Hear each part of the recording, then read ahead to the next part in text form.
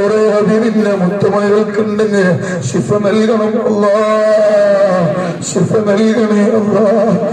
മൂലയിൽ കടന്നിട്ട് ഞങ്ങളെ കാഷ്ടവും ഞങ്ങളെ മൂത്രവും മറ്റൊരാൾ എടുക്കേണ്ടൊരവസ്ഥ വരുത്തരുത് അല്ലാ. അല്ലാ അല്ലാ, ഞങ്ങൾക്ക് ഒരാൾക്കും മക്കളെ കൊണ്ട് സങ്കടങ്ങൾ തരല്ല അല്ലാ.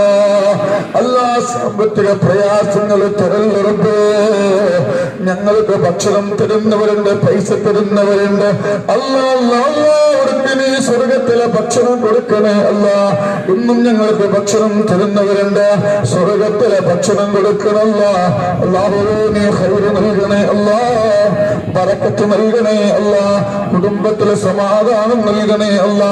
പ്രണയത്തിന്റെ പ്രലോഭനങ്ങളിൽ പെട്ട് വാപ്പാനെ മറന്ന്, ഉമ്മാനെ മറന്ന്, ഭാര്യനെ മറന്ന്, ഭർത്താവിനെ മറന്ന്, നൊന്ത് പ്രസവിച്ച മക്കളെ മറന്ന് മറ്റൊരാളെ കൂടെ ഒളിച്ചോടി പോകേണ്ട കൽബ് തരല്ലേ.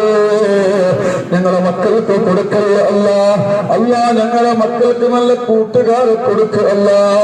ഞങ്ങളെ മക്കൾക്ക് നല്ല കൂട്ടുകാരികളെ കൊടുക്കല്ല. സന്തോഷം നൽകണയല്ല, സമാധാനം നൽകണയല്ല.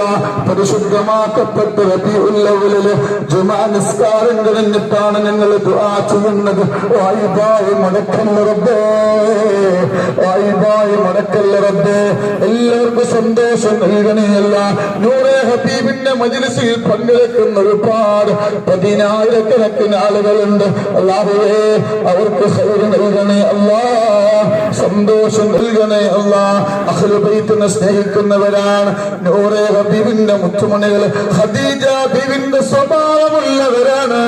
ദീനിന് വേണ്ടി, യതീമിന് വേണ്ടി, പാവപ്പെട്ടവർക്ക് വേണ്ടി വാരിക്കോരി കൊടുക്കുന്ന ആളാണ് ഖദീജ ബീവി. അങ്ങനെയായിരുന്നു. അവസാനം ഖദീജ ബീവി ഒരുപാട് സമ്പത്തിനുടമയായിരുന്നു, വലിയ കോടീശ്വരിയായിരുന്നു. അവസാനം എല്ലാ മുതലുകളും ദീനിന് വേണ്ടി കൊടുത്തു, റസൂലുള്ളാഹിക്ക് കൊടുത്തു.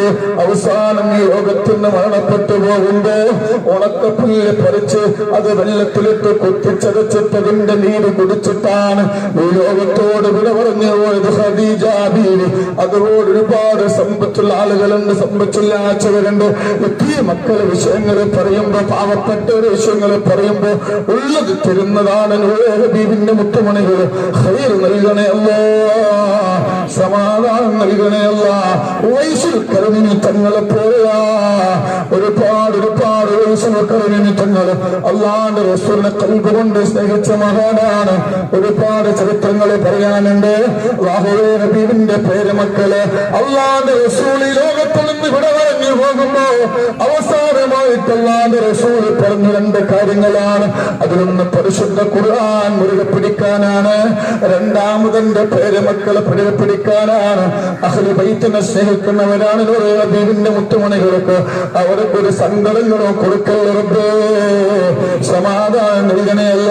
അല്ലാ, ഞങ്ങൾ മൺമറഞ്ഞൊരു ഖബർ വിശാലമാക്കണയല്ല, ഖബറിൽ സന്തോഷം നൽകണയല്ല, സമാധാനം നൽകണയല്ല.